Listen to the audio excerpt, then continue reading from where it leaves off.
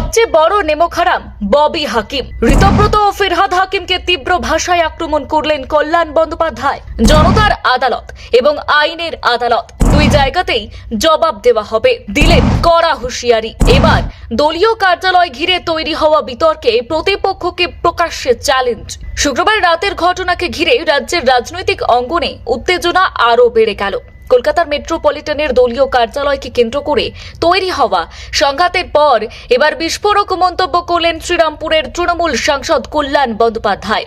একদিকে ঋতব্রত বন্দ্যোপাধ্যায়ের বিরুদ্ধে তীব্র আক্রমণ শানালেন, অন্যদিকে কলকাতার মেয়র ফিরহাদ হাকিমকেও কড়া ভাষায় নিশানা করলেন।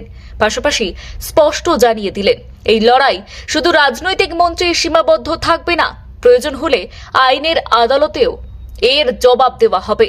সংবাদ মাধ্যমের মুখোমুখি হয়ে কল্যাণ বন্দ্যোপাধ্যায় বলেন, এখন শুধু রাজনৈতিক বক্তব্যে থেমে থাকার সময় নয়। মানুষ যেমন সবকিছু দেখছেন, তেমনি আইনও নিজের পথে চলবে। তাই জনতার আদালত এবং আইনের আদালত দুই জায়গাতেই সত্য সামনে আসবে বলেই তিনি দাবি করেন। ঋতব্রত বন্দ্যোপাধ্যায়কে কটাক্ষ করে কল্যাণ বলেন, তার রাজনৈতিক কৌশলের মধ্যে তিনি কমিউনিস্ট সুলভ বুদ্ধি দেখতে পাচ্ছেন। একই সঙ্গে ফিরহাদ হাকিমের বিরুদ্ধেও আরও তীব্র ভাষায় আক্রমণ শানিয়ে তিনি অভিযোগ করেন, যারা দীর্ঘদিন দলের সুযোগ সুবিধে ভোগ করেছেন তারাই আজ সবচেয়ে বেশি বিশ্বাসঘাতকতার পরিচয় দিচ্ছেন।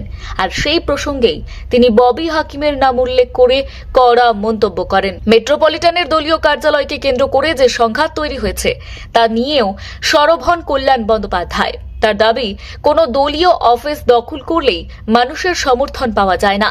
রাজনীতি শেষ কথা বলে সাধারণ মানুষ।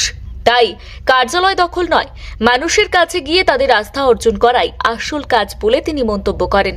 আর এ প্রসঙ্গেই প্রতিপক্ষ শিবিরকে সরাসরি চ্যালেঞ্জ ছুড়ে দিয়ে কল্যাণ বলেন, খেলা ওরা শুরু করেছে, শেষ আমরা করব।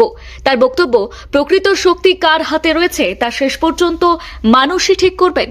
এরপর তিনি ঋতব্রত বন্দ্যোপাধ্যায়কে উলুবেড়িয়ার মানুষের কাছে যাওয়ার পরামর্শ দেন। একইভাবে অরূপ রায়কেও হাওড়ার মানুষের মধ্যে গিয়ে রাজনৈতিক লড়াই করার আহ্বান জানান। তার প্রশ্ন, যদি মানুষের সমর্থন সত্যিই তাদের সঙ্গে থাকে, তাহলে তারা কেন গোটা পশ্চিমবঙ্গে স্বাভাবিকভাবেই ঘুরে বেড়াতে পারছেন না? কল্যাণ বন্দ্যোপাধ্যায় দাবি করেন, যারা আজ নিজেদের শক্তি প্রদর্শন করছেন তারা ভুলে যাচ্ছেন যে তাদের নির্বাচিত করেছেন সাধারণ মানুষ। সেই মানুষই আগামী দিনে ঠিক করবেন কার পাশে থাকবেন এবং কাকে প্রত্যাখ্যান করবেন। ভোটের ময়দানেই সব প্রশ্নের উত্তর মিলবে বলেও আত্মবিশ্বাস প্রকাশ করেন তিনি। শুক্রবার রাতের ঘটনাকে ঘিরে এখনও কলকাতার মেট্রোপলিটনের দলীয় কার্যালয় এলাকায় উত্তেজনা অব্যাহত রয়েছে।